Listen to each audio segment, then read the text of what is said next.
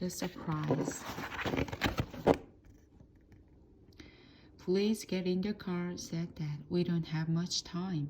Where are you going? Asked Laura. It's a surprise, said Dad happily. I will carry Ben. Please bring the wheelchair, Laura.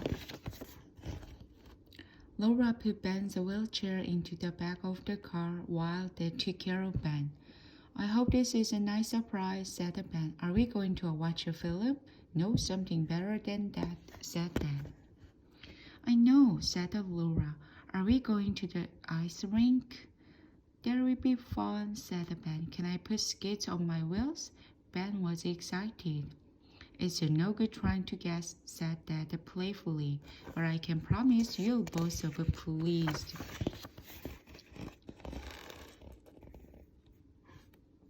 Dad drove for a long time and finally stopped the car outside an old building. Here we are. This is the place, he said. Let's get you into your chair, Ben. Look at the building. I don't think it has a lift, said Ben. Perhaps you'd better carry me.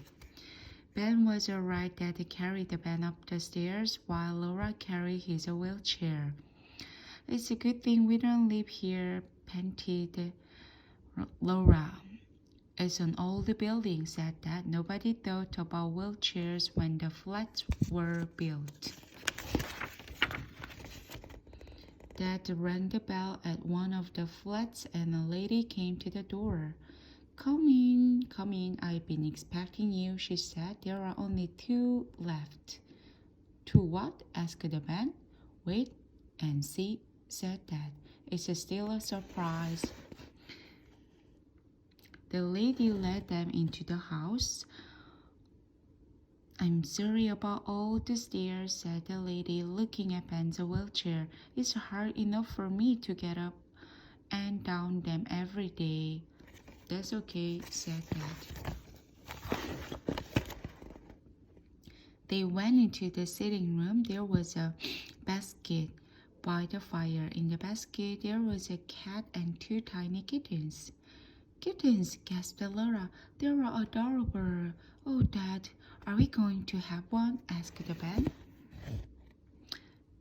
Yes, that's the surprise, said Dad. You can pick one of the kittens.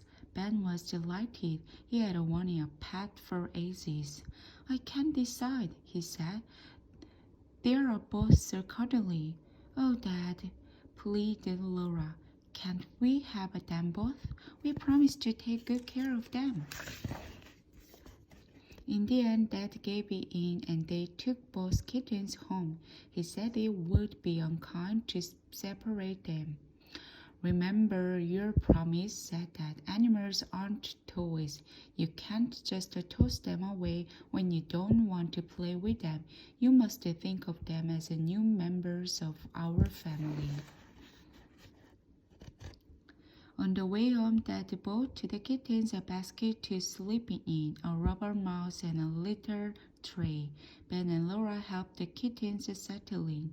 Ben called his kitten Lucky, and Laura called hers Scat. It was hard work looking after the kittens. Every day, Ben and Laura had to feed them and empty their trays. Lucky and Scat were great explorers. They explored every inch of the house, but they were too young to go outside. Aren't they funny? Said Laura. They must be the most mischievous kittens ever. They are so full of energy. Yes, said Ben.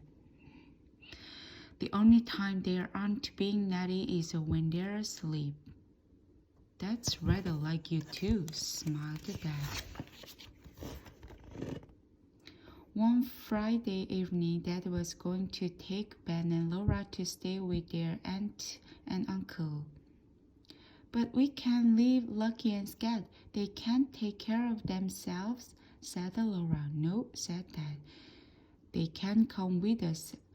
Auntie Val and Uncle Keith are looking forward to meeting them. Dad put Ben's wheelchair in the back of the car. However, he didn't notice that he had left the front door of the house ajar.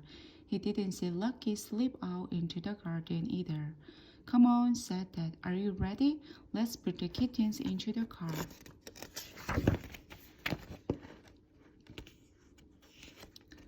Laura found Scat fast asleep in the basket, but Lucky was nowhere to be found.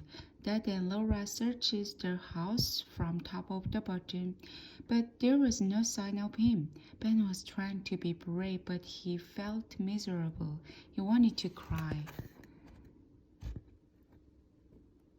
"He must have slipped out when you were loading the car, Dad," said Ben. "You got to find him. He can't be all by himself. Please go and see if he is in the garden." "It's my fault," said Dad. "I should be more careful, but don't worry, we'll find him."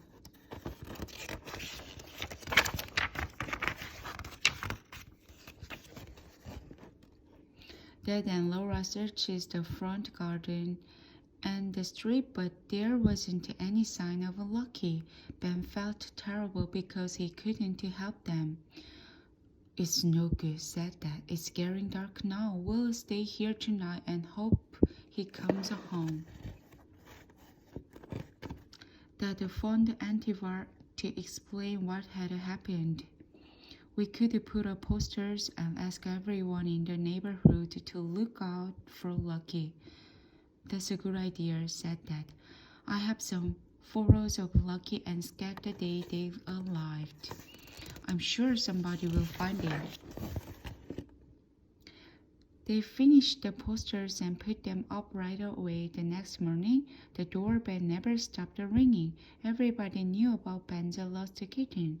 They brought the kittens of all shapes, sizes, and colors, but not one of them was Lucky. Ben was heartbroken. At lunchtime, Dad spoke to Ben. "I'm sorry," he said, "but I don't think we are going to find him today. I expect he'll be back in a few days. Somebody is sure to find him." Ben didn't say anything. Laura couldn't make Ben feel better either. It was time to go to Auntie Bar's and Uncle Keith. Daddy carried Ben to the car and Laura brought Scat. Scat kept looking around. He seemed to be missing his brother. "I don't want to go," said Ben. "I want to stay at home and wait for Lucky. Perhaps he'll show up later." "We can't do that," said Dad.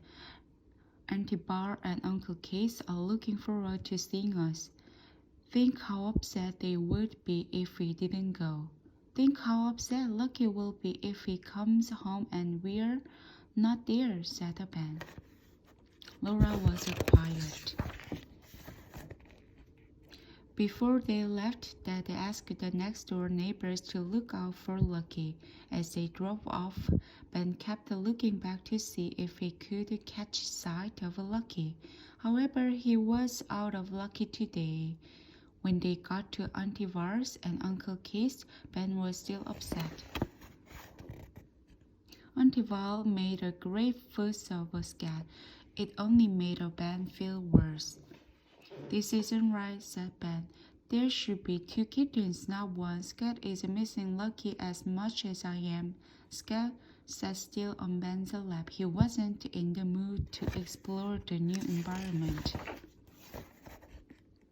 Uncle Keith tried to comfort Ben. "When I was a boy," he said, "I had a dog named Candy. She ran away one day, and I thought she was gone forever. I couldn't stop crying." Uncle Keith's story only made Ben more upset. He couldn't hold back his tears anymore. "Don't cry, Ben," said Uncle Keith. "My story has a happy ending. After a week, Candy came home." "But Lucky is only a kitten. He's very young," sobbed Ben. "He's never been out of the house before, and if he does come home, we won't be there to let him in." Just the thought of it made Ben cry even more. Everybody tried to cheer Ben up. Auntie Var cooked him his favorite dishes, but he didn't feel like eating. He took only a few small bites. Uncle Keith suggested that they all go to the cinema, but Ben didn't want to go. This is no good, Ben, said Dad. Being unhappy wants to bring Lucky back. Let's all go for a walk in the park. That will make you feel better. Laura offered to get his wheelchair from the car.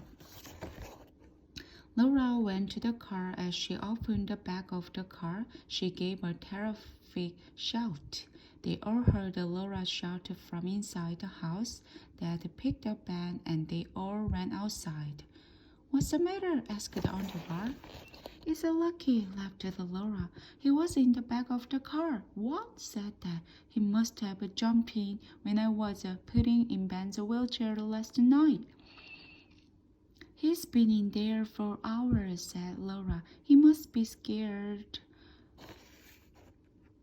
He must be starving, said Uncle Keith. Oh, Lucky, said Ben. I'm so glad you're back. I thought you'd been gone forever.